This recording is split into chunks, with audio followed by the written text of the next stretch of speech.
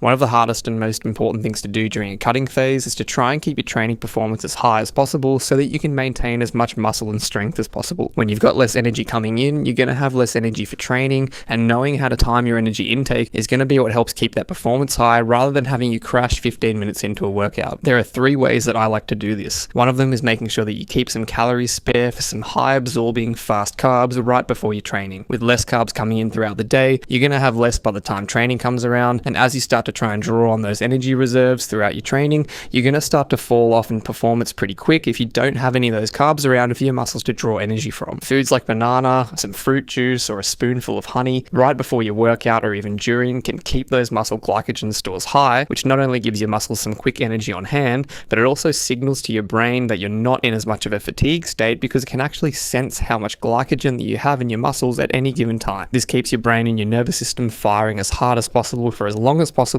because it's not trying to conserve energy because it thinks you're starving. 2 is knowing how to dial back your volume. When you're cutting, you don't actually need as much training volume as usual because your goal isn't to gain muscle here, it's to just maintain as much muscle and strength as you can through that cutting phase. Not only that, but you'll typically find that if you try and keep up the volume that you were using before the cut, you're going to end up burning yourself out because you don't have the same nutrients on hand, meaning you'll probably have a slower recovery rate. I usually try not to touch the volume much on my strength-based compound movements so that I can keep these progressing as best as possible, but for the rest of my accessory exercises and hypertrophy-based exercises, I often end up dialing these back to just one hard set to failure for each of these to try and keep as much stimulus going with the least amount of volume possible to try and make the recovery as doable as possible. When you get this wrong, you'll find yourself going into session after session, noticing a decline week on week in that performance because you're never actually coming back fully recovered from the previous session. The third thing that I try to do during these phases is to make sure that I get a solid amount of rest in between every single set, no matter how small the muscle group might be. With that lower energy intake and slower recovery from the previous session, you want to try and make sure that every single set you go into with your brain and your nervous system feeling as fresh and as recovered as possible so that you get the most out of that set and don't have to come back and add unnecessary volume to try and get some good stimulus from each workout. Typically, I'd recommend at least 3 minutes rest between sets for a usual workout, but when I'm in a deficit, sometimes I end up waiting a whole lot longer than this to make sure that I calm down from that previous set, build myself back up again, and go into the next set hyped so I can actually get some decent performance